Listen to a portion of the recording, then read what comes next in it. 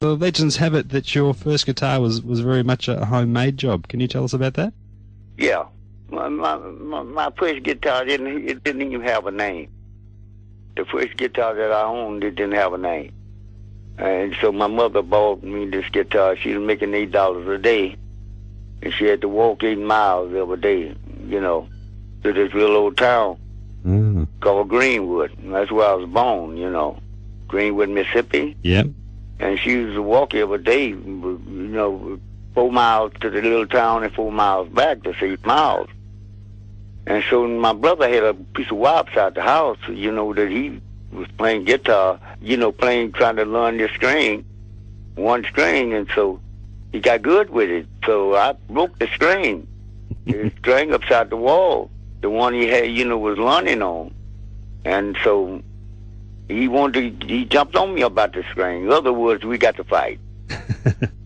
And I picked up this great big old rock, pick a big old stone, I was if I could have hit him with that stone, but the stone was so big it carried me on back, man, and so, because he's way larger than I was. In other words, he's about 4 feet tall, and hey, man, I met my mother coming from Wick down this gravel road from Greenwood.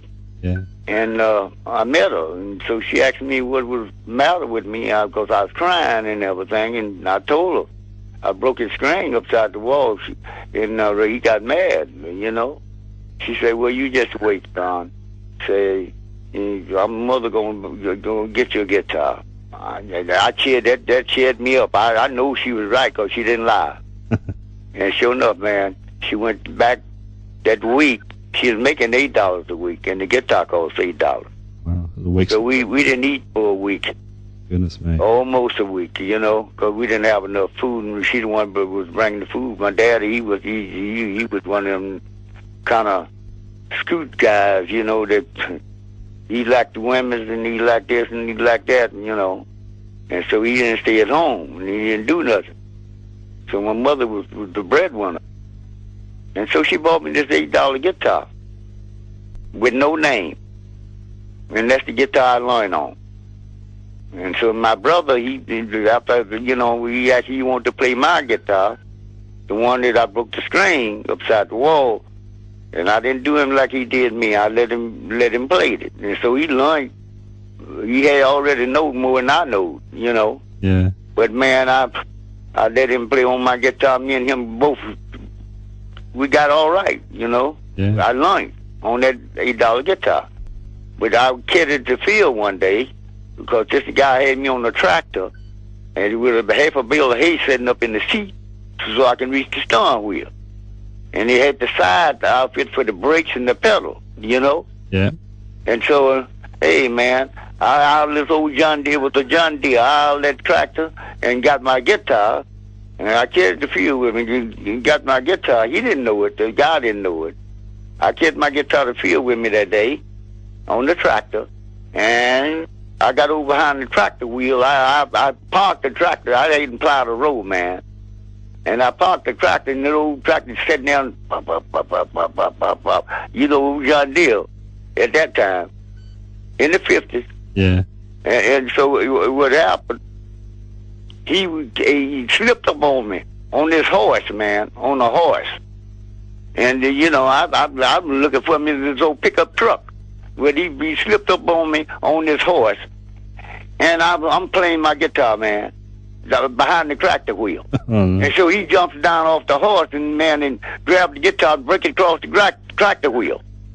Oh, yeah, man, shattered it. Man. And so I went home and told Mama about it. Mama said, don't worry about it, I'll get you another one. So she went, in other words, she told him, I parked the tractor in front of the house, and I wouldn't plow another road. In other words, I didn't plow the damn road neither in the first place, because I was playing my guitar.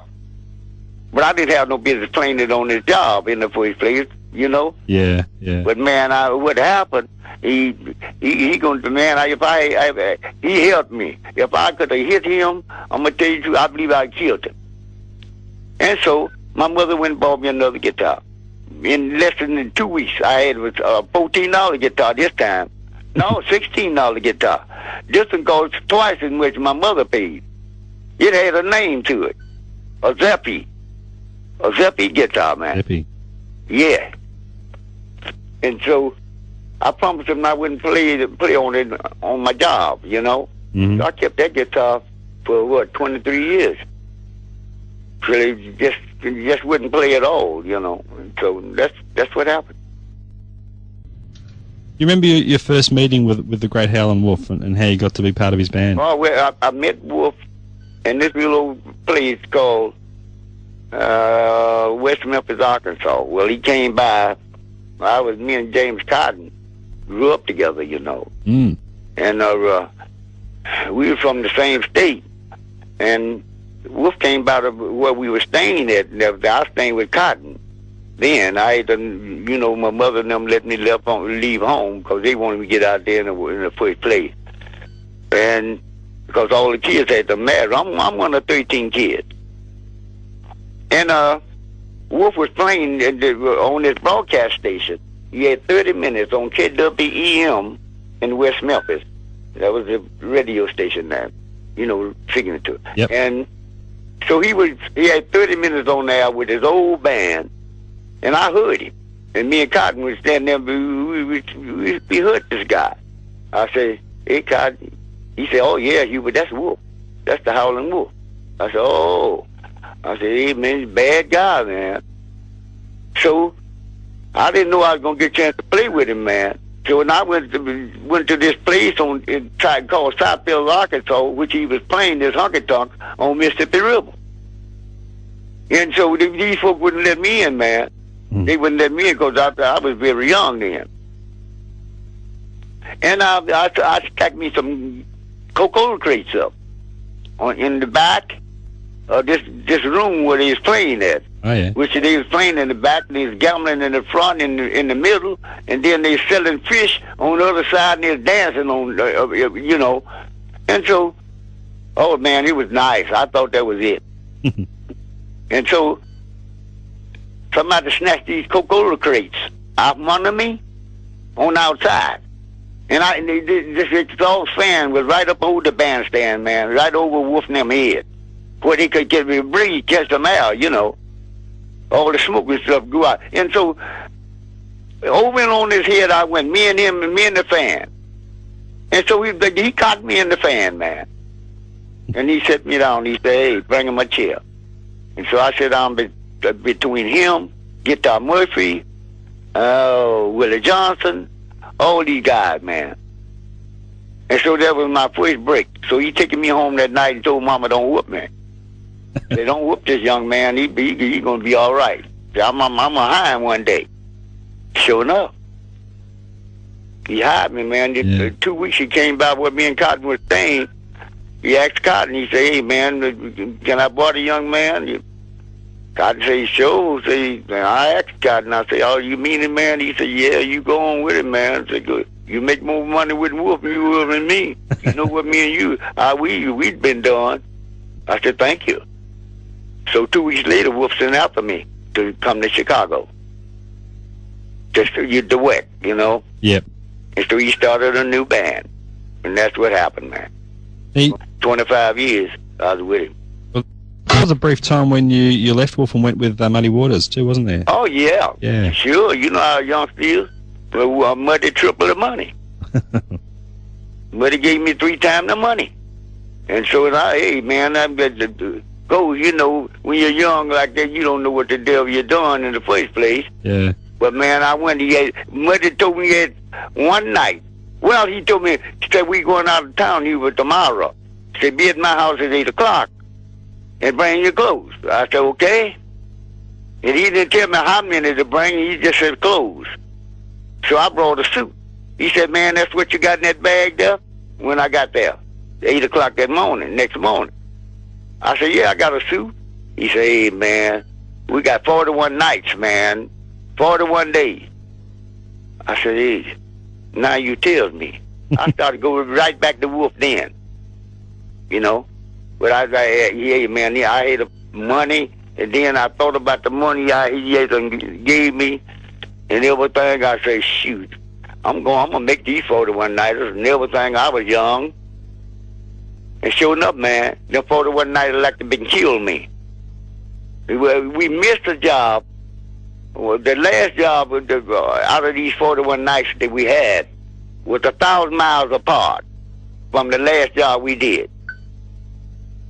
And so we just didn't make it there 30 minutes before showtime. And so the guy let us went on and played anyway, because the house was packed, you know. Yeah. He didn't want nobody to pay them people paid all their money. Quite naturally, they didn't want nobody to. He didn't want to get that money back. So we went on and worked. So we had to take off from there. We done did the 41 nights. We had to take off from there back home to Chicago, 708 Club, which is on East 47th Street in Chicago, called Joe's Place. And man, I was sick. I had to drive all the way from Miami to make it there. We made it there 40 minutes before showtime. We don't. Oh man, I called Wolf. I said, Wolf, hey man, I can't stand it no more. I'll be there in a minute. I'll be there in a minute, son. and so I went to hang up the telephone, which I did hang up the telephone, and I had about 20 laps, about 20 steps to make to the club, cross the street into the 708 Club.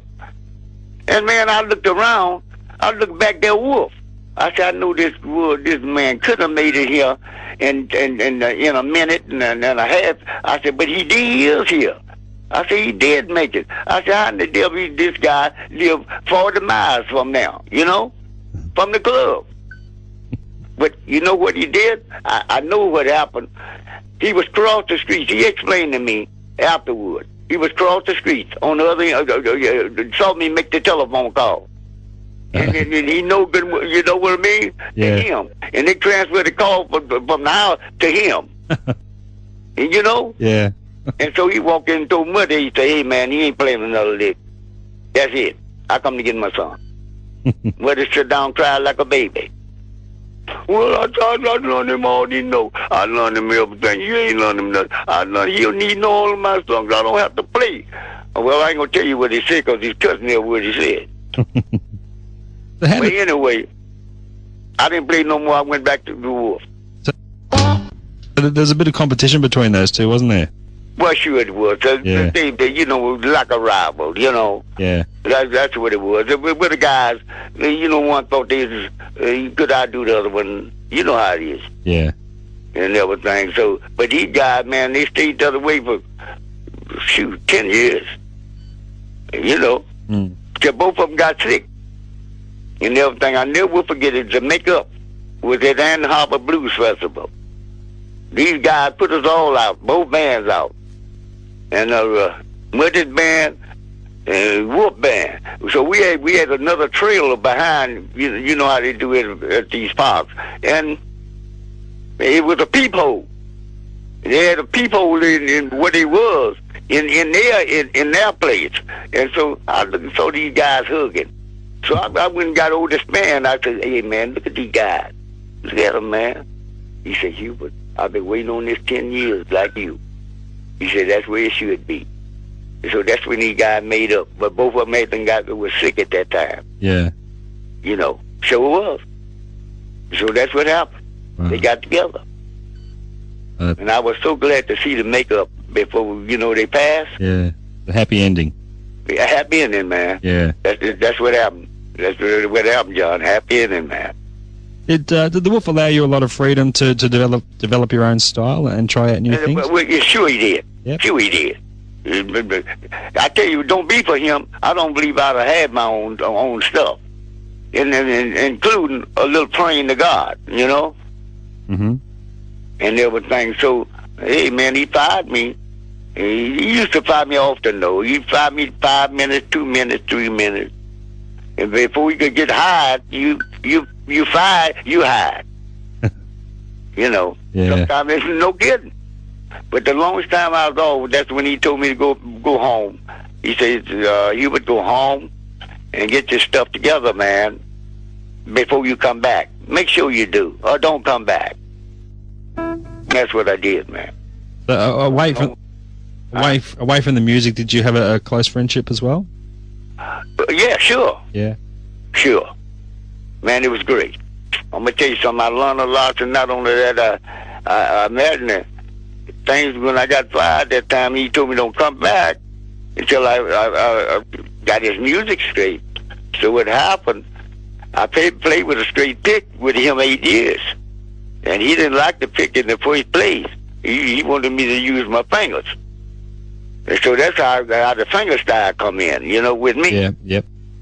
And so, man, I found out I had the stuff, I had my sound, and I had what I liked. And then he started to let me put music to all the rest of the numbers. Yeah, I don't know how many recordings we recorded, man, but let me tell you, from then on, I was the one that put music, all the music, to all the numbers, man. From 1954 to now, up until now, Yeah. Up until he passed. What about leading and fronting a band? What things did you learn from Wolf about being a band leader?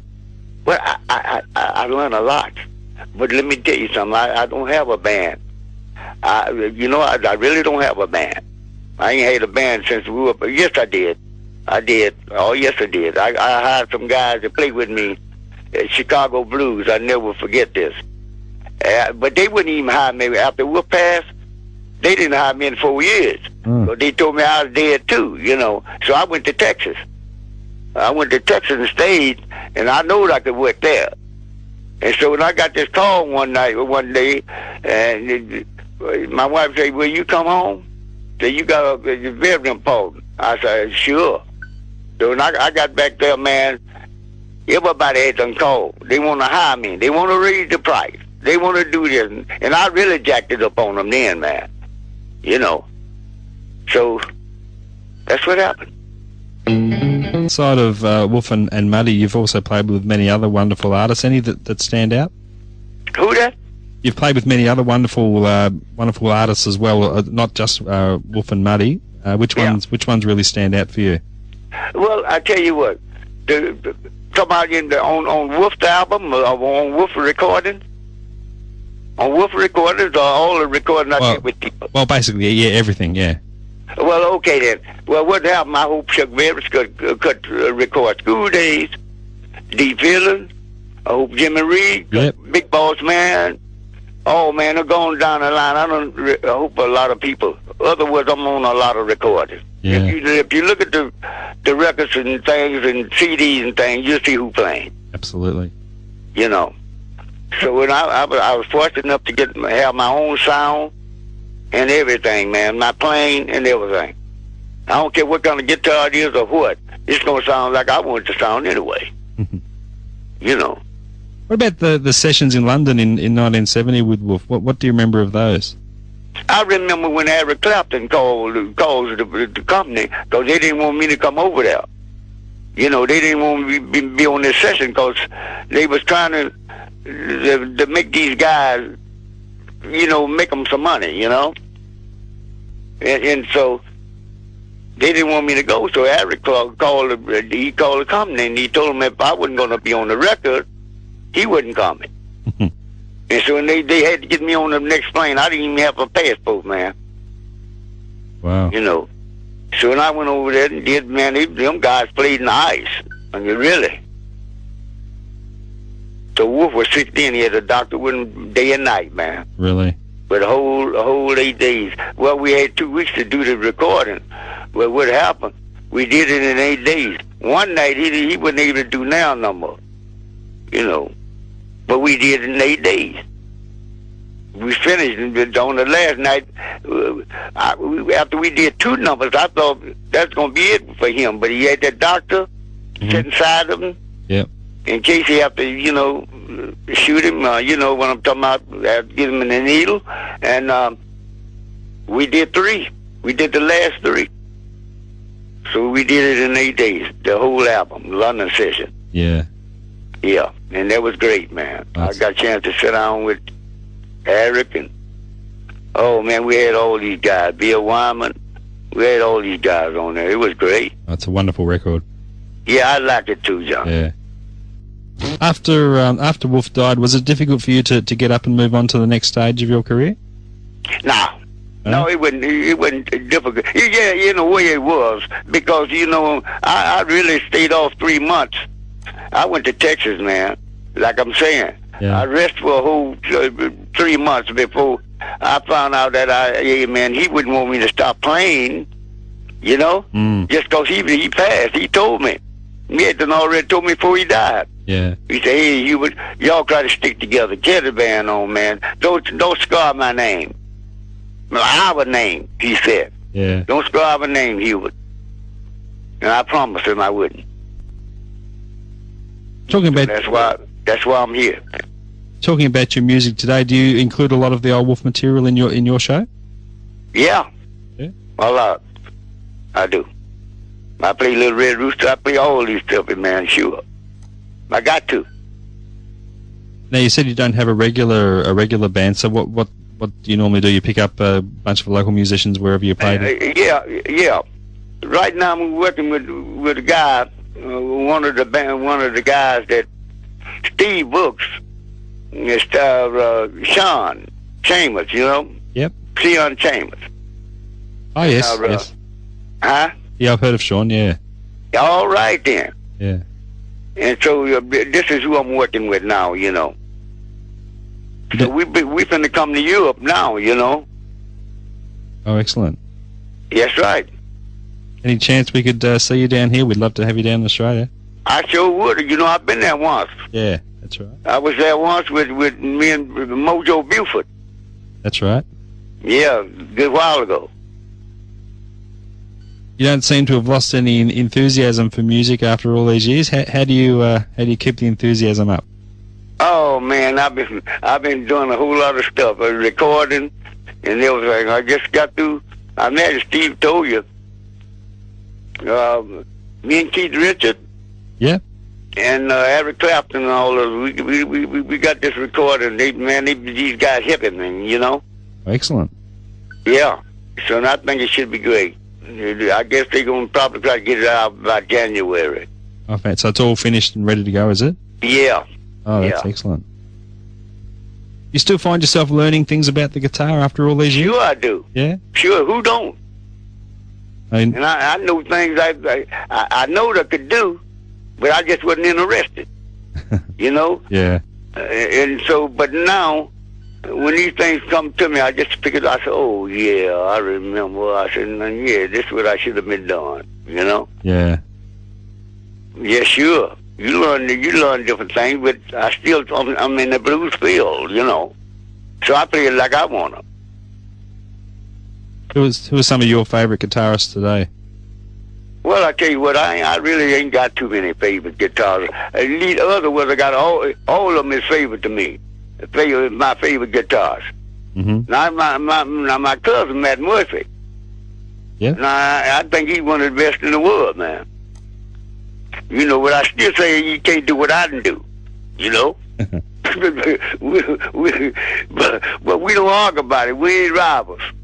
Now, if someone who's been in the business as long as you have must have lots of advice for young players, what would be your number one piece of advice? My number one thing to say about that is, hey, learn all you can learn and learn the way they want them, because they're going to learn it like they want to. They're going to have it like they want to, Yeah. And everything. They ain't going to never get this stuff down like it's, like we did it. They never will, but they can get close. Yeah. If they want it. And then they can carry it the way they want to carry it. They can jack it up. You can, hey, man, you can slow it down, or either way you want it. As long as you got the feeling and soul, that's it. Yeah. That's what I tell them. That's sound advice. Okay, Hubert, look, I want to thank you for your time. It's been an absolute joy for me to speak to you.